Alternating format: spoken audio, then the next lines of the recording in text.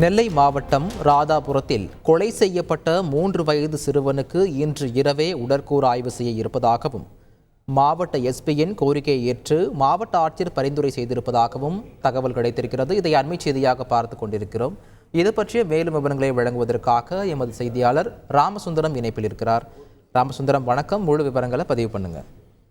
நெல்லை மாவட்டம் ராதாபுரம் அடுத்த ஆத்துக்குறிச்சி கிராமத்துல 3 வயது சிறுவன் வீட்டு அருகாமையில் உள்ள மற்றொரு வீட்டு நபரால படுகொலை செய்யப்பட்ட சம்பவம் பகுதியில் பெரும் பரபரப்பை ஏற்படுத்தியது. அந்த உடல் உடற்கூறு ஆய்விற்காக நாகர்கோவில் மருத்துவமனைக்கு அனுப்பி வைக்கப்பட்டது. இந்த நிலையில அந்த உடலை இன்று இரவே பிரேத பரிசோதனை செய்து உறவினர் கையில் ஒப்படைப்பதற்கான அந்த ஏற்பாடுகள் மாவட்ட காவல்துறை மூலம் மேற்கொள்ளப்பட்டது. அதன் அடிப்படையில மாவட்ட காவல்துறை கண்காணிப்பாளர் நெல்லை மாவட்ட ஆட்சியருக்கு வைத்த கோரிக்கையை ஏற்று தற்போது அதற்கான ஏற்பாடுகள் நடந்த உடற்கூறு ஆய்வை இரவில் செய்வதற்கான ஏற்பாடுகள் நடந்து வருகிறது. முக்கிய வழக்குகள் மற்றும் சிறப்பு வாய்ந்த வழக்குகள் மட்டுமே இது போன்ற இரவு நேரங்களில் உடற்கூறு ஆய்வு செய்யப்படுவது வழக்கம்.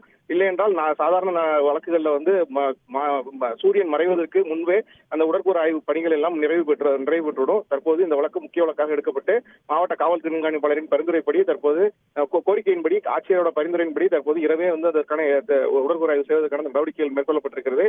அதனால் இந்த நிலையில ராதாபுரம் சிறுவனுடைய உடல் நாகர்கோவில் கொண்டு செல்லப்பட்டது. தற்போது அந்த உடல் நெல்லை அரசு மருத்துவக் கல்லூரி மருத்துவமனைக்கு திருப்பி வரவழைக்கப்பட்டு நெல்லை அரசு மருத்துவக் கல்லூரி மருத்துவமனை உடற்கூறு ஆய்வகத்துக்கு கொண்டு வரப்பட்டிருக்கிறது. இன்னும் சற்று நேரத்தில் அந்த உடற்கூறு ஆய்வியல் அதிகாரிகள் யார் பிரேத பரிசோதனை மேற்கொள்ளப் போகிறார்கள் என்ற அந்த பரிந்துரையை ஏற்று அந்த அதிகாரப்பூர்வமான அந்த பணிகள் எல்லாம் முடிக்கப்பட்டு உடற்கூறு ஆய்வு தொடங்க இருக்கிறது.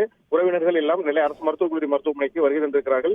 இன்னும் சற்று நேரத்தில் சிறுவனோட உடல் உடற்கூறு ஆய்வு செய்யப்பட்டு இரவே உறவினரிடம் ஒப்படைக்கப்பட்டு அவங்க இறுதிச் சடங்கு செய்வதற்கான நடவடிக்கைகள் மேற்கொள்ளப்பட்டிருக்கிறது. இது ஒருபுறம் இருந்தாலும் அந்த கைது செய்யப்பட்ட குற்றவாளியிடம் தொடர் விசாரணையும் காவல்துறை சார்பில் மேற்கொள்ளப்பட்டிருக்கிறது. விவரங்களுக்கு நன்றி ராமசுந்தரம். செய்திகளை உடனுக்குடன் தெரிந்து கொள்ள உடனே சப்ஸ்கிரைப் பண்ணுங்க.